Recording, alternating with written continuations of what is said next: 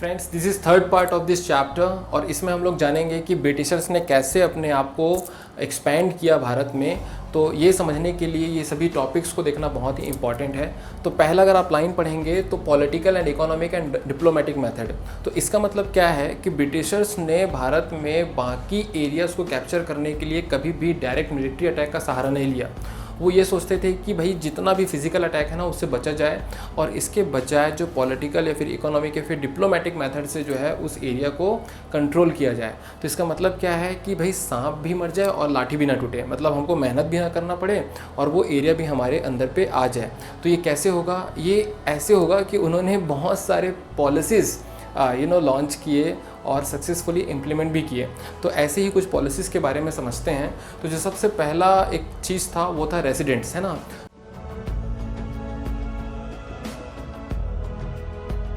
तो रेसिडेंट्स क्या होगा कि ये जो रेसिडेंट्स थे वो ऑफिसर थे जिनको ब्रिटिश गवर्नमेंट अपॉइंट करती थी और ये ब्रिटिश गवर्नमेंट के लिए काम किया करते थे। और इनका काम ये हुआ करता था कि जो इंडियन रूलर्स थे उनके इंटरनल मैटर्स पर इंटरफेयर करते थे और ये उनको एडवाइस करते थे, उनको सजेस्ट करते थे कि उनके बाद में कौन उनकी प्रॉपर्टीज़ को, किंगडम को इनहेरिट करेगा उनके बाद में जो है वो। और इसके साथ साथ वो ये भी चीज़ों में इंटरफेयर करते थे कि इस एडमिनिस्ट्रेटिव पोस्ट पर कौन अपॉइंट होगा, कौन नहीं होगा। तो इन सभी इंटरनल मैटर्स पर कौन इंटरफेयर करता था? रेसिडेंट्स, है ना। और ये थोड़ा जासूसी वाला भी काम करते थे, उनके कुछ सीक्रेट इन्फॉर्मेशन को शेयर करते थे किनके साथ में? ब्रिटिशर्स के साथ में। इसके साथ में जो नेक्स्ट वेरी इंपॉर्टेंट है ना वो है सब्सिडरी अलायंस।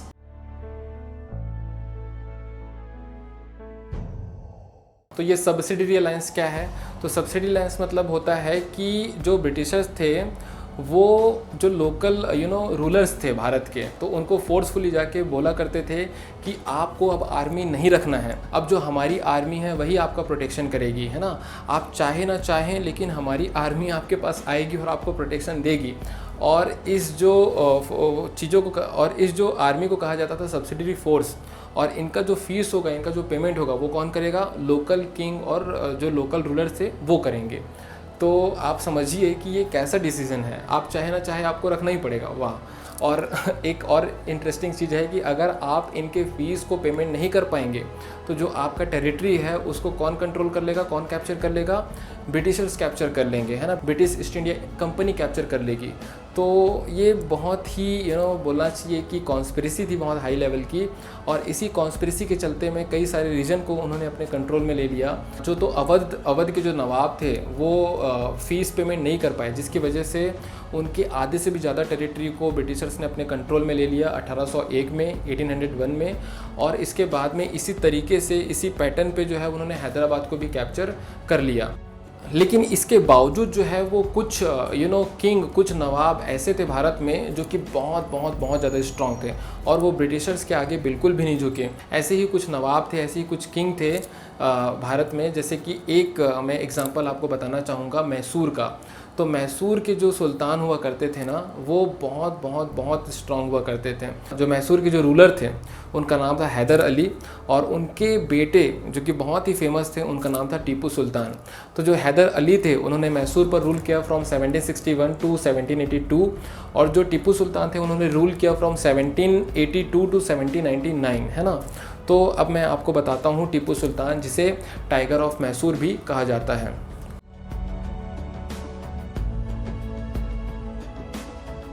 सबसे पहले तो मैं टीपू सुल्तान के बारे में बताना चाहूँगा कि टीपू सुल्तान को बिल्कुल भी ब्रिटिशर्स पसंद नहीं थे और वो उनके साथ में कोई भी प्रकार की ट्रेडिंग एक्टिविटीज़ रखना नहीं चाहते थे। उन्होंने आई थिंक 1785 में ये डिसीज़न लिया कि वो अब ब्रिटिशर्स के साथ में कोई भी ट्रेडिंग एक्टिविटीज़ नहीं करेंगे। और उन्होंने अपने जो लोकल मर्चेंट्स थे, लोकल व्यापारी थे, उनको भी ये स्ट्रिक्टली ऑर्डर दे दिया था कि वो कोई भी सामान ब्रिटिशर्स को नहीं बेचेंगे, है ना। जो टीपू सुल्तान थे वो मालाबार कोस्ट को कंट्रोल करते थे जो कि बहुत बहुत बहुत ज़्यादा प्रॉफिटेबल कोस्ट हुआ करता था। इसलिए टीपू सुल्तान के पास में बहुत ज़्यादा पैसा भी था, है ना। और उन्होंने जो फ्रेंच थे उनके साथ में बहुत अच्छी दोस्ती कर रखी थी, जिसकी वजह से और जिनकी मदद से, है ना, फ्रेंच की मदद से उन्होंने अपनी आर्मी को भी बहुत अपग्रेड कर लिया था। इसलिए ब्रिटिशर्स के लिए इतना आसान नहीं था कि वो टीपू सुल्तान को आसानी से हरा सके, आसानी से सबक सिखा सके, है ना, क्योंकि टीपू सुल्तान बहुत बहुत बहुत स्ट्रॉन्ग थे। सो फ्रेंड्स, आपको यकीन नहीं होगा, ब्रिटिशर्स को 4 बार बैटल करना पड़ा रूलर ऑफ मैसूर के साथ में, और उनको हराने के लिए इतनी ज़्यादा मेहनत करनी पड़ी, है ना। जो पहला वॉर हुआ था जिसे बोलते हैं एंग्लो मैसूर वॉर, है ना। एंग्लो मतलब ये ब्रिटिशर्स, और मैसूर मतलब जो रूलर ऑफ मैसूर हैं। तो जो पहला वॉर हुआ था दैट हैपेंड इन 1767 टू 1769। जो दूसरा वॉर हुआ था वो हुआ था 1780 टू 84। जो तीसरा वॉर हुआ था वो हुआ था 1790 टू 92, और जो चौथा वॉर हुआ था ना वो 1799 में हुआ था। तो जो तीसरा वॉर हुआ था दैट इज़ 1792 वाला, है ना। तो उसमें जो ब्रिटिशर्स की थोड़ी सी बेनिफिट मिला था, थोड़ा सा उनका अपर हैंड था। और इस बैटल के बाद में जो टीपू सुल्तान के जो 2 बेटे थे उनको कैप्चर कर लिया गया। तो जो 1792 में ऐसा क्यों हुआ था? क्योंकि जो ब्रिटिशर्स ने अकेले नहीं लड़ा था, ब्रिटिशर्स ने अपने साथ में मराठास को भी ले लिया था, और अपने साथ में जो निजाम हुआ करते थे हैदराबाद के उनको भी ले लिए थे। तो एक साइड में जो थे वो ब्रिटिशर्स थे, मराठास थे और निजाम ऑफ हैदराबाद थे, और अदर साइड में टीपू सुल्तान अकेले। तो आप समझ सकते हैं कि क्यों जो टीपू सुल्तान की थोड़ी सी स्थिति बिगड़ी थी इस बैटल में। उससे पहले के बैटल में तो एक तरफा वो मतलब बहुत ज़्यादा डोमिनेट रहे थे, है ना। लेकिन इस वाले बैटल में उनकी जो पोजीशन हल्की सी डाउन हुई थी, और टीपू सुल्तान के जो बेटे थे उनको कैप्चर कर लिया गया था ब्रिटिश ईस्ट इंडिया कंपनी के द्वारा। और फाइनली इन 1799 जो कि सेरिंगपटम का बैटल कहा जाता है, उसमें टीपू सुल्तान की हार होती है। तो इस तरीके से जो है एक ब्रेव, एक स्ट्रॉन्ग रूलर टीपू सुल्तान की कहानी ख़त्म होती है। कुछ बहुत ही इंटरेस्टिंग स्टोरी दी हुए हैं आपके बुक में, मैं बताना चाहूँगा।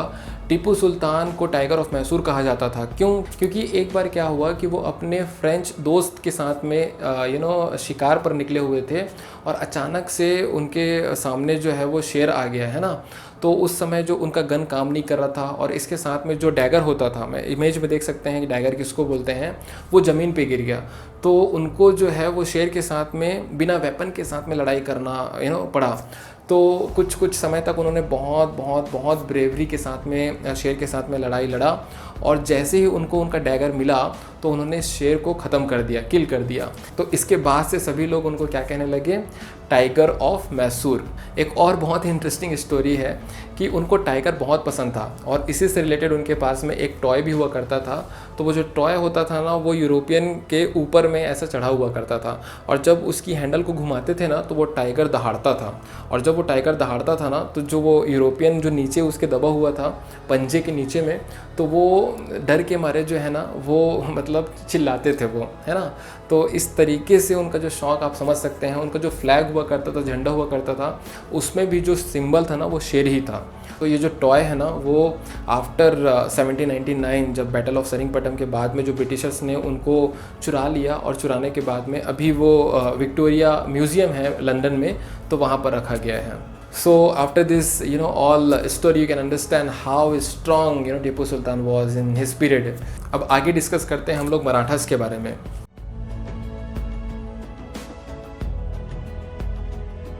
तो दोस्तों, मैसूर को जीतने के बाद में जो उनके लिए नेक्स्ट बहुत बड़ा चैलेंज था ना, वो था मराठास का।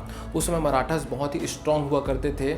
जो मराठा किंगडम था ना वो कई स्टेट्स में डिवाइडेड था, और उन स्टेट्स में कई डायनेस्टीज़ थी वो रूल करती थी, जैसे कि गायकवाड़ है, भोंसले हैं, सिंधियाज़ हैं, होलकर्स हैं।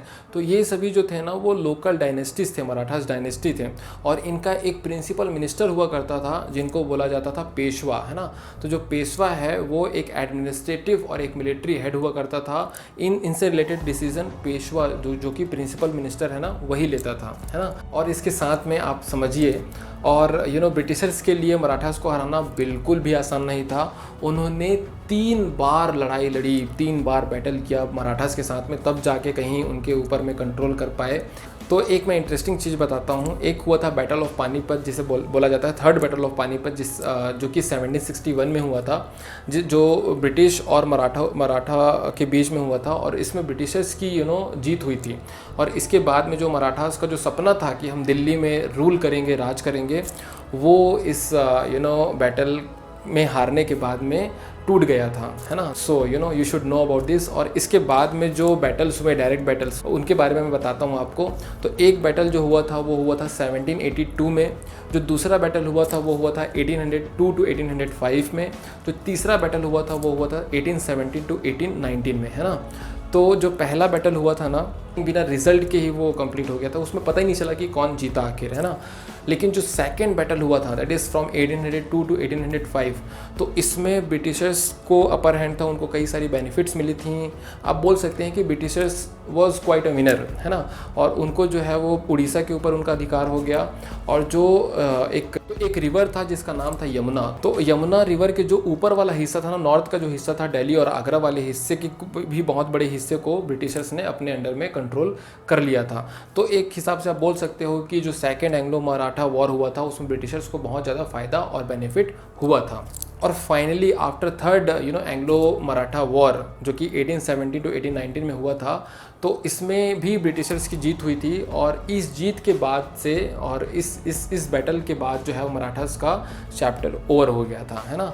तो आप समझ सकते हैं कि कैसे ब्रिटिशर्स बैटल आफ्टर बैटल जो है उनकी टेरिटरी एक्सपैंड हो रही है ना। अब इसके बाद में उन्होंने एक और नया टाइप ऑफ प्रिंसिपल है जिनको बोला जाता है द क्लेम टू पैरामाउंटेसी, है ना।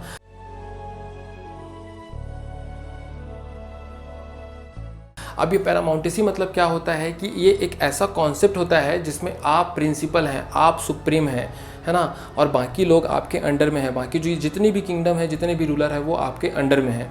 तो इस पैरामाउंटेसी कॉन्सेप्ट के तहत क्या होता था कि चूंकि आप सुप्रीम हैं तो आपको बाकी किंगडम पे भी अपना कंट्रोल कर लेना चाहिए।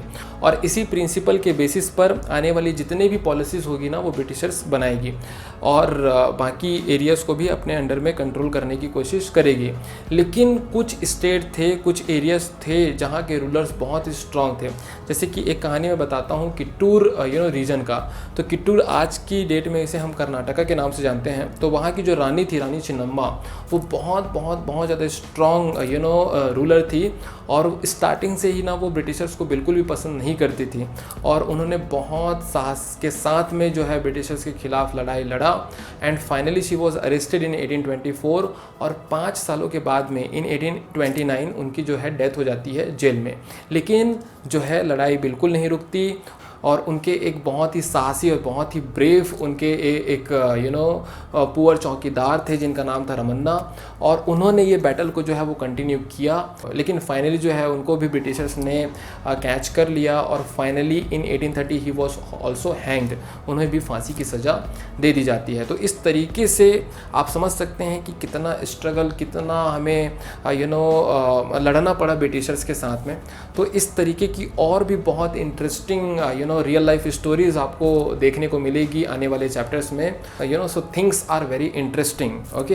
And so you will learn lot of things from our freedom fighters and brave rulers. Friends, इसके साथ में ना समय के साथ में जो ब्रिटिशर्स थे उनको रशिया से बहुत ज़्यादा डर होने लगा, क्योंकि रशिया एक इमर्जिंग बहुत पावरफुल नेशन बनने जा रहा था। और उनको डर था, ब्रिटिशर्स को डर था कि कहीं जो नॉर्थ वेस्ट वाले पार्ट से जो है रशिया भारत पर अटैक ना कर दे।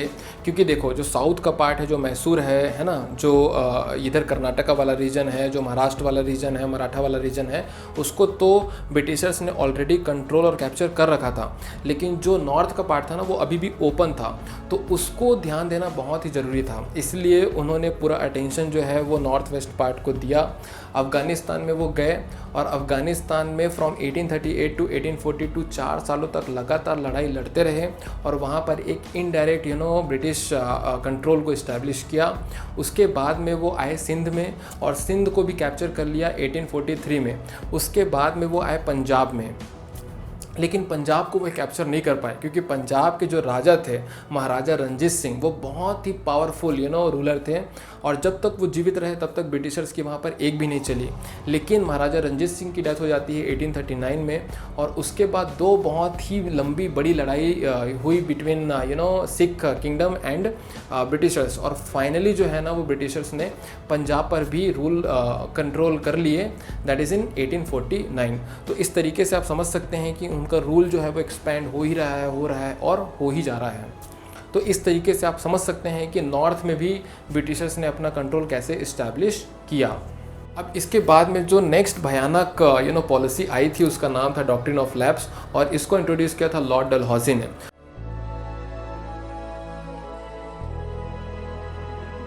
लॉर्ड डलहौजी जो थे वो गवर्नर जनरल थे भारत के फ्रॉम 1848 टू 1856, और इन्होंने ये बहुत ही बेकार, बहुत ही अजीबोगरीब पॉलिसी लॉन्च की थी जिसका नाम था डॉक्ट्रिन ऑफ लैप्स। तो इसमें क्या होता है ना कि मान लीजिए कोई इंडियन रूलर है और उसका कोई मेल हेयर नहीं है, मतलब कि उसका कोई वारिस नहीं है जो कि पुत्र हो, तो उनका जितना भी किंगडम था ना वो ब्रिटिशर्स के अंडर पे आ जाएगा। ये बहुत ही इलॉजिकल कॉन्सेप्ट था। मान लीजिए कि कोई किंग है, वो अपना किंगडम अपने किसी भतीजे को देना चाहता है, या किसी अडॉप्टेड सन को देना चाहता है, या अपनी किसी बेटी को देना चाहता है, तो ये बिल्कुल भी नहीं कर सकता है ना। पुत्र ही होना चाहिए, सन ही होना चाहिए जो कि किंगडम को इनहेरिट करेगा। अगर पुत्र नहीं होगा, मेल वारिस नहीं होगा, तो ये जितने भी किंगडम हैं वो ब्रिटिशर्स के अंडर पे आ जाएंगी। तो इसी बेसिस पर उन्होंने कई सारे एरियाज़ को, कई सारे किंगडम को अपने अंडर पे ले लिया, जैसे सतारा, उदयपुर, संभलपुर, नागपुर, झांसी। सतारा को उन्होंने लिया था 1848 में, संभलपुर को उन्होंने लिया था 1850s में, उदयपुर को उन्होंने लिया था 1852 में, फिर जो नागपुर था उनको लिया था 1853 में, और जो झांसी को उन्होंने अपने अंडर में लिया था 1854 में। तो आपको पता होगा झांसी की रानी है ना, तो झांसी की रानी इसी के लिए वो ब्रिटिशर से लड़ी थी 1857 के रिवॉल्ट में, जो कि हम लोग आगे पढ़ेंगे आने वाले चैप्टर में, the great revolt of 1857, chapter number 5। बहुत ही इंटरेस्टिंग स्टोरी है, तो आगे हमारे साथ बने रहिएगा, है ना, ये पूरी स्टोरी को और अच्छे से समझने के लिए। So friends, after listening this all expansion policies, theories, आपको ये तो बहुत ही अच्छे से समझ में आ गया होगा कि इतनी कॉन्स्पिरेसी पॉलिसीज़ ब्रिटिशर्स ने लेके आए थे, और इसके बाद में उन्होंने भारत के बहुत बड़े हिस्से पे कंट्रोल कर लिया था, है ना। ये कुछ मैं मैप शेयर कर रहा हूँ आप लोगों के साथ में। देखिए आप 1797 में कितने कम एरियाज़ पर जो है वो ब्रिटिशर्स अपना कंट्रोल कर रहे हैं, है ना। लेकिन वो 1857 आफ्टर 60 ईयर्स ना, 1857 तक आते आते कितने बड़े एरिया पे उनका जो एक्सपेंशन हो गया है। जो येलो कलर है वो ब्रिटिश एरिया को शो कर रहा है। तो फ्रेंड्स, अब तक हमने देखा कि ब्रिटिशर्स भारत पर कैसे आए, उन्होंने कैसे ट्रेड एक्टिविटीज़ स्टार्ट किया, उन्होंने आफ्टर ट्रेड कैसे टेरिटरी स्टार्ट किया, कैसे भारत पर रूल करना स्टार्ट किया, और उसके बाद में अपनी टेरिटरीज़, अपने रूल को कैसे एक्सपेंड किया, है ना। अब उसके बाद में हम लोग देखेंगे कि भाई देखो, एरिया को जीतना अलग बात है, और उसको बनाए रखना, उसके ऊपर में शासन करना उससे भी ज़्यादा मुश्किल होता है ना। तो वो कैसे शासन किया करते थे, कैसे वो एडमिनिस्ट्रेशन किया करते थे, किस टाइप का रिफॉर्म उन्होंने लाए, तो ये सभी हम लोग देखेंगे नेक्स्ट पार्ट में। और एक चीज़ और, नेक्स्ट पार्ट में मैं आप लोगों के साथ में कुछ इंपॉर्टेंट क्वेश्चन एंड आंसर भी शेयर करूँगा। So next part is very very important, so make sure you watch that part. So we will meet in the next video. Till then, bye bye, take care of yourself, thank you.